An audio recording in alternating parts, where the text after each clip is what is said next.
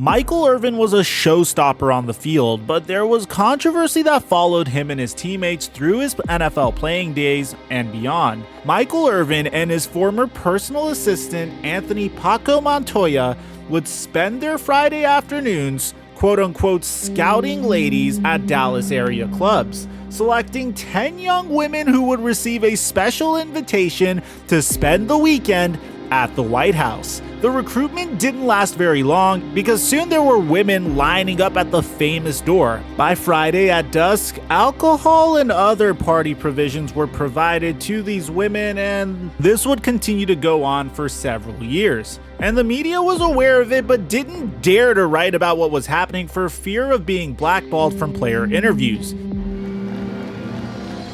I said, please, help me. Help me raise them for some young lady so that they can be a better husband than I. Help me raise them for their kids so that they could be a better father than I. And I tell you guys to always do the right thing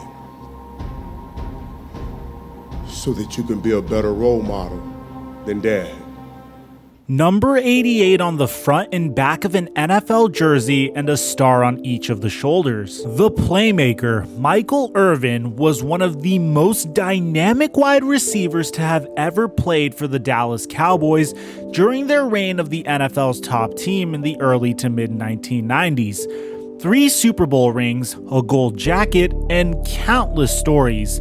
This man can hold court in front of a few people or in front of a television audience of millions. Michael Irvin, the energetic man on and off the field, does have some skeletons in his closet, and troubles seem to follow him throughout his days of playing and beyond. Has Michael Irvin, now 54 years old, a grandfather and a regular on the NFL Network, finally settled down, or is his charismatic and bold personality, which often leads to his mischievous ways, still a part of his life? What's going on, guys? Your boy Mike here, and today we're going to be covering the tumultuous career of one of my favorite NFL players of all time, Michael Irvin. Before we get to the content, please take a moment to leave a like, subscribe, and turn on my notifications just so YouTube could continue to show you my content. And make sure to check out our giveaway on Twitter for a PlayStation 5. A link to that's in the description down below. Now that we got all that out of the way, break!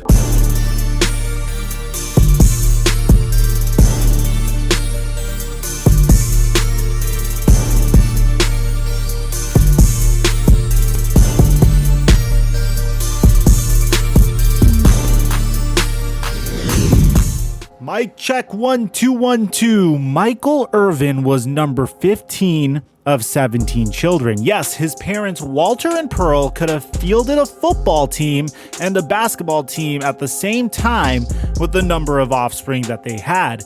Born in 1966, Irvin grew up in Fort Lauderdale, Florida, saying that he was poorer than poor, so poor that we couldn't afford the second O. Michael Irvin was just hoping that the hand-me-down clothes from his oldest brothers were back in style by the time they eventually reached him. Michael Irvin was blessed with incredible athletic ability, 6'2" height, and a continuous drive to outwork anyone who competed with him. Beginning high school at Piper High, he transferred to the private Catholic High School of St. Thomas Aquinas in Fort Lauderdale, which has turned out numerous collegiate and professional athletes. It didn't take long on the roster before he was heavily recruited by the local powerhouse in Miami University and head coach Jimmy Johnson. At Miami, Irvin blew away the competition, setting school records for 143 career receptions and 2,423 receiving yards, along with 26 receiving touchdowns. Irvin was an integral part of the U's 1987 national championship team. He was a major reason they reached that pinnacle. In the rival match of Miami versus Florida State, Michael Irvin scored a fourth quarter touchdown, which was a 73-yard receiving touchdown that propelled the Hurricanes to the 1988 Orange Bowl and national championship against the number 1 Oklahoma Sooners. Michael Irvin had enough classes to graduate after his junior season. Back then, collegiate athletes had to graduate early in order to be drafted early, and he was definitely going to be drafted in the first round. However, Irvin was picky about who he wanted to draft him. If there was a team that he didn't want to go to, he would consider dropping a college class so he would become ineligible for the draft and the team would lose their draft pick. His coach, Jimmy Johnson, had some inside information that the Dallas Cowboys were ready to have a new owner, an oil friend of Jimmy's, and that Jimmy would soon be in Dallas as a coach. Michael Irvin would be selected number 11th overall by the Dallas Cowboys in the 1988 NFL Draft. He would be the first rookie receiver in 20 years to start for the Dallas Cowboys, and he quickly made a positive impact. He averaged over 20 yards of reception, and although the Cowboys were abysmal with only 3 wins during Irvin's rookie season under head coach Tom Landry, he scored a touchdown in his first game and caught 3 touchdowns in a breakout performance win against the Washington football team.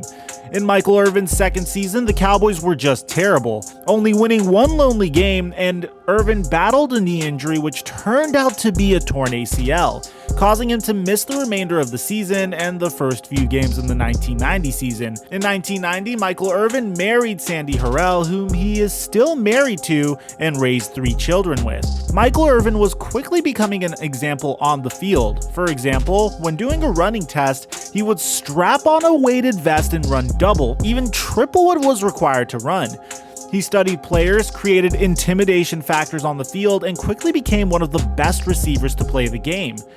There was no doubt that he would be headed for Canton and would sport the gold jacket after his playing days were over. With so many losing seasons, the good news was the Cowboys had some high draft picks, and Troy Aikman, Emmitt Smith, and Jay Novacek were all teammates now with Irvin. The Cowboys quickly became America's team, and a winning team at that. That season, Irvin made his first Pro Bowl, which would be his first of 5 in a row.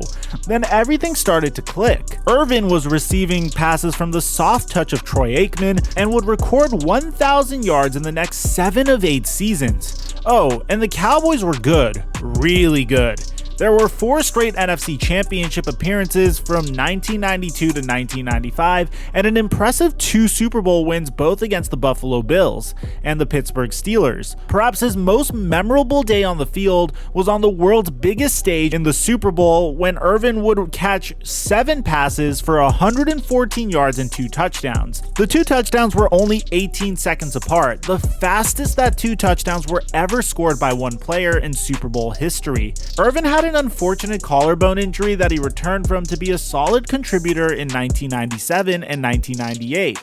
Then in 1999, on Veterans Field in Philadelphia, as the Cowboys faced one of their fiercest rivals in the Eagles, Irvin was tackled by a defensive back, sending him flying headfirst into the ground. Irvin said that there were several minutes right after that happened that he was completely paralyzed.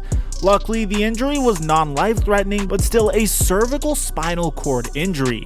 But after seeing multiple doctors, it was determined that because of the condition of his spine, he should not ever play football again, as one hit could potentially end his life. After 10 years as a Dallas Cowboy, the playmaker retired from the NFL in 2000. Michael Irvin was a showstopper on the field, but there was controversy that followed him and his teammates through his NFL playing days and beyond. On a cul-de-sac road named Dorset Drive, just 100 yards from the Dallas Cowboys Valley Ranch practice facility, was a 2-story brown brick home, and although brown in color, it was nicknamed the White House. The 5-bedroom house was leased by Michael Irvin and a fellow receiver by the name of Alvin Harper. Several other players would help provide provisions, and not typical barbecue fare and soft drinks, if you catch my drift. This professional football player's frat house, though, would soon turn into a brothel. Michael Irvin and his former personal assistant, Anthony Paco Montoya, would spend their Friday afternoons, quote-unquote, scouting ladies at Dallas area clubs, selecting 10 young women who would receive a special invitation to spend the weekend at the White House. The recruitment didn't last very long because soon there were women lining up at the famous door. By Friday at dusk, alcohol and other party provisions were provided to these women, and this would continue to go on for several years. And the media was aware of it but didn't dare to write about what was happening for fear of being blackballed from player interviews. The first of Michael Irvin getting involved with the law was late in the 1996 season as the Cowboys were prepared to face off against the Carolina Panthers in the NFC divisional playoff game. In the days leading up to the game, the media reported that Michael Irvin and his teammate Eric Williams were under the influence of Coca-Cola when they sexually assaulted a member of one of the Cowboys' most iconic groups, a Dallas Cowboys cheerleader makeup artist named Nina Sheridan. The reporters went on to read the allegations included that the men held a gun to her head and videotaped the incident. Irvin and Williams vehemently denied the allegations, but the reports cast a dark cloud over the playoff game that the Cowboys lost, with Irvin getting injured in the first few minutes and not returning. Later on, it was proven that Nina Sheridan was lying about the incident as she recanted her story, pled guilty to perjury, and guilty to filing a false police report, and was sentenced to 90 days in jail.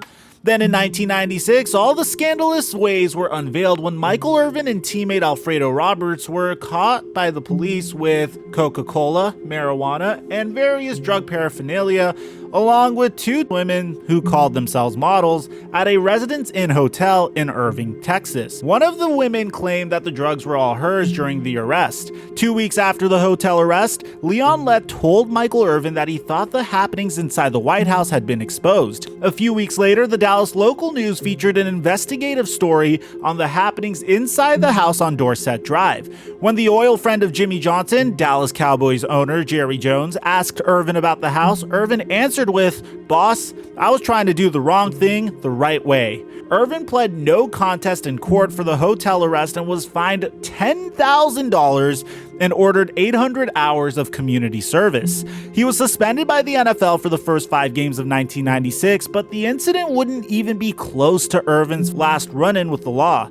Michael Irvin wasn't even off probation from the trouble in the motel room when in 1998, during training camp, Irvin was involved in a fight with veteran offensive lineman Everett McIver that left his teammate with a deep laceration in the neck. The 308-pound Everett was in a barber chair at the Cowboys training camp facility in Wichita Falls, Texas, when Michael Irvin entered the room and did not want to wait his turn.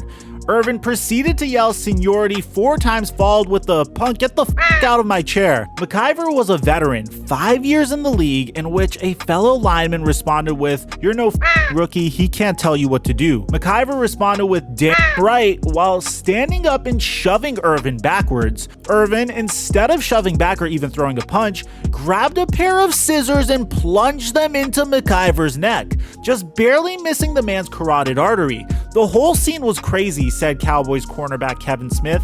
"I couldn't believe what I was seeing. I mean, we were on the same team." Luckily for Irvin, McIver did not press charges, because if he would have, it would have been a violation of Irvin's parole and even jail time for him, possibly up to 20 years. The rumors after the incident is that Jerry Jones brokered a 6-figure deal with McIver to not press charges. Jones, McIver, and Irvin all denied this occurred, with Jones saying he simply served as an ombudsman for the incident and described what happened as horseplay.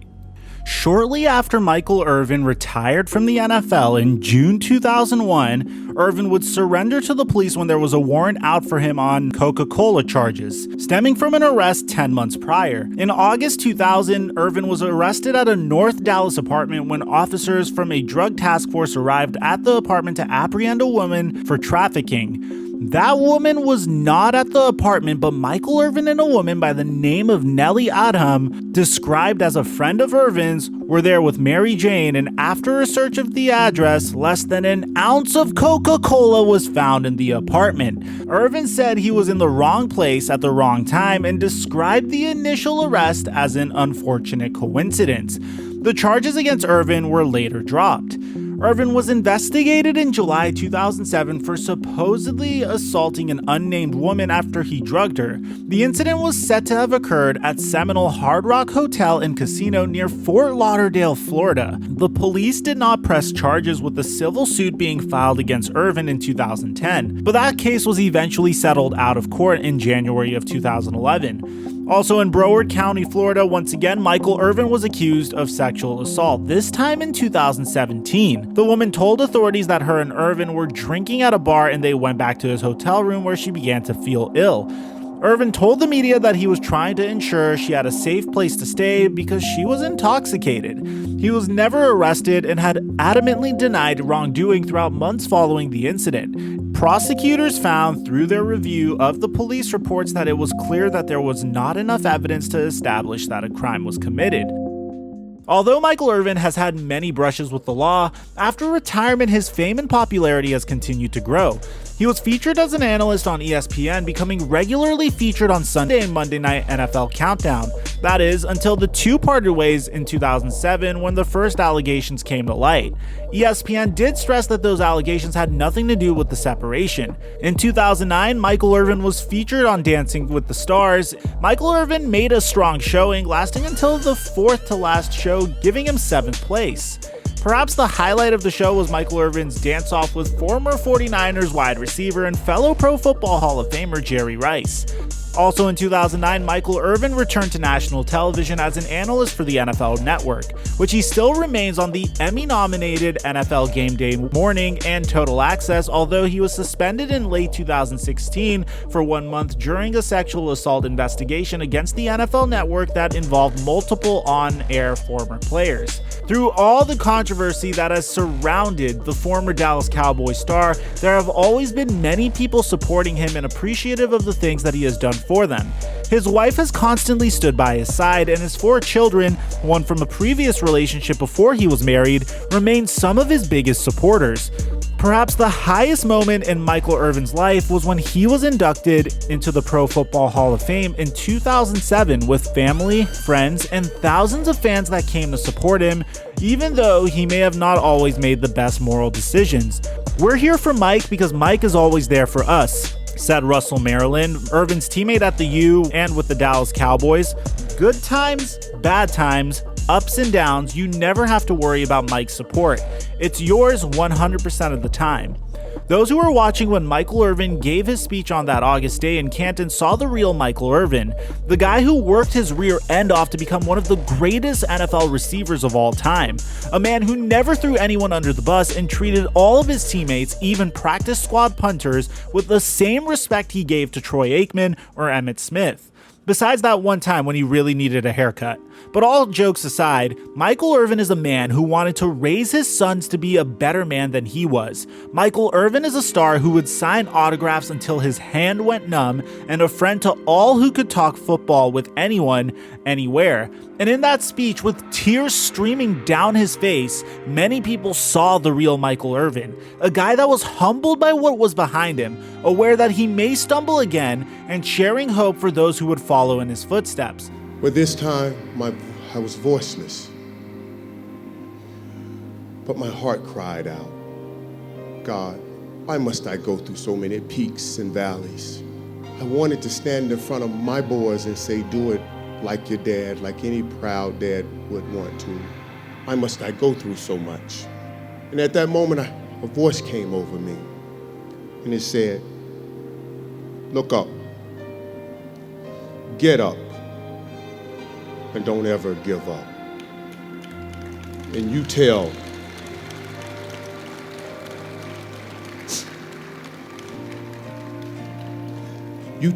everyone or anyone